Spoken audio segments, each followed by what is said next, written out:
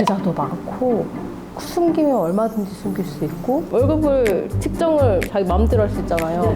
그러니까 그런 건 있어요. 이제 지금 오늘 합의한 사건이 있는데 형식적으로 보면은 1년 반 전이니까 자기의 기여도가 없다고 상대방은 충분히 주장할 수 있잖아요. 그러니까 엄청 세게 들어갔고요. 소송에서 빡빡 청국치즈 막 크게 키웠더니 카카오톡 톡서랍을 안 하신 분들이 꽤 많거든요. 밤에 각서 이런 거 있어요. 각서. 네. 각서 많이 해요. 엄마 뭐해?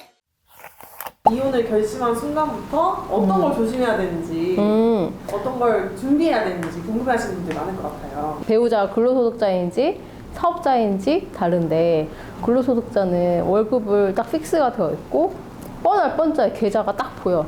배우자도 알고 있을 거야. 한 5개 가지고 막 굴리고 CMA하고 막 하고 주식하고 이렇게 하는 건데 개인 사업자 같은 경우에는 계좌도 많고 숨기면 얼마든지 숨길 수 있고 월급을 측정을 자기 마음대로 할 수 있잖아요.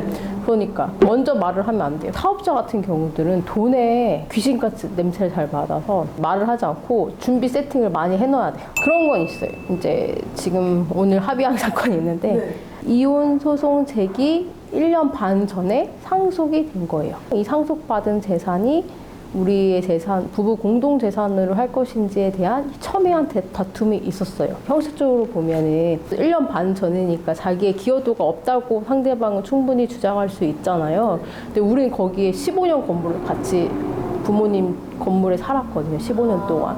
이거 관련해서 내가 어마어마하게 이제 기여도가 있고 건물 관리까지 했었다. 맞벌임에도 불구하고. 그래서 상속받은 재산도 1년 반 전이지만 인정을 받았거든요. 결혼도 기간도 한 20-30년 되셨고, 근데 그 건물에 산 기간도 15년이니 우연적인 사정으로 이제 소재기 직전에 상속이 된 거지만 건물 관련해서 기여도가 꽤 크다라고 나왔기 때문에.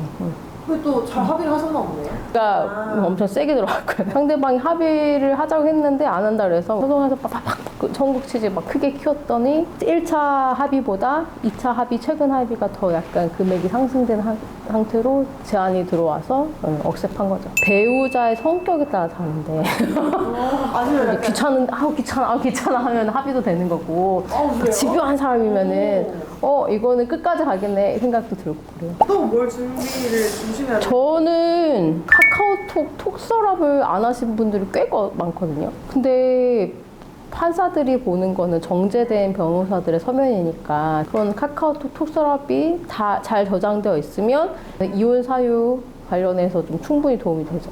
서로 간에 나는 이렇게 잘했는데 무슨 소리냐라는 거를 입증해야 되니까 카카오톡 톡서랍이 꼭 있어야 되고 녹음 파일도 있으면 갤럭시가 쓰면 좋긴 해요. 각서 이런 것도 있었어요. 각서. 네. 각서 많이 해요. 근데 각서는 어떻게 보면 하나의 상징적인 증표로 갖고 싶어 하는 게 반, 아니면 이걸 하나의 약정이라 생각해서 반 이런 경우가 있는데 만약에 각서의 내용이 나 배우자 누구누구는 바람핀 거에서 잘못했다. 한 번 더 바람피면 전 재산을 우리 와이프한테 준다. 이런 각서는 하나의 증거로서의 능력은 없고요. 과거에 이렇게 유책행위를 했다는 거에 대한 입증 자료만 할 수 있어요. 그냥 하나의 과거의 유책성을 입증하는 자료니까. 근데 전 재산을 받을 수 있다라는 기대는 하지 말으셔야지. 그런 거는 효력이 없으니까. 정말 아예 없어요. 네. 이혼 준비할 때 사실은 제일 쟁점이 되는 게 돈에 대한 이야기는 언제쯤 하는 게 좋을까요? 증거를 다 모으시고 그 다음에 터트려야죠. 거기서 이제 배우자랑 협상을 해야 되는 거죠. 갖고 있다고 말만 하시라고 그래요. 저는 오픈하지 말라고 그래요. 왜냐면은 소송은 늘 말씀드리지만 하나의 고스톱 패 같은 건데 그걸 왜 다 보여주냐. 보여주면 상대방 좋은 목만 하거든요. 있다라고 말하고 상대방한테 하나씩 까는 거예요. 말하면서 딜하면서 유책 사유와 관련된 증거가 어느 정도 확보된 다음에 상대방이랑 딜을 해야 되죠. 그러면은 다 모아놓고 나서 나 증거 가지고 있다. 나 이제 이혼소장 낼 거다. 우리 재산 어떻게 할 거냐. 근데 이거 관련해서 서로 돈 낭비하지 말고 그냥 한번 합의해보자. 시간도 에너지지 않냐. 그렇게 하고 이제 변호사 상담 받는 거죠. 네, 맞아요. 최대한 서로 문자로 남겨놓는 게 좋고 그래서 카카오톡 서랍을 꼭 이용하셔라.